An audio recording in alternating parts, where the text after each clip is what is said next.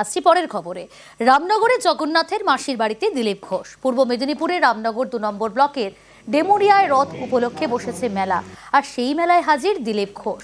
তৃণমূলের জেলা পরিষদের খাদ্য কর্মাধ্যক্ষ তবাল তরু দাস মহাপাত্র এবং মেলা কমিটি ট্রাস্ট বোর্ডের সম্পাদকের সঙ্গেই হলো সৌজন্য সাক্ষাৎ।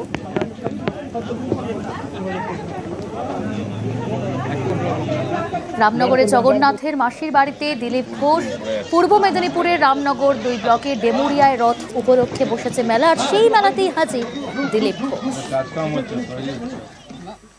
রামনগরে এসে দর্শন করার 350 বছরের বেশি পুরনো মূর্তি এখানে আছে এখনো। সেই দারু ব্রহ্ম ভগবানের আশীর্বাদে জগন্নাথের স্বপ্নে তৈরি হয়েছিল প্রভুপুরুষদের দ্বারা, সেটা এখনো পূজিত হয়ে আসছে। ঐতিহাসিক রথ খুবই জাগ্রত, সাধারণ মানুষের শ্রদ্ধা ভক্তি আছে। তো আমার ইচ্ছা ছিল, সেই সুযোগ হয়ে গেল আজকে ভগবানকে দর্শন করা।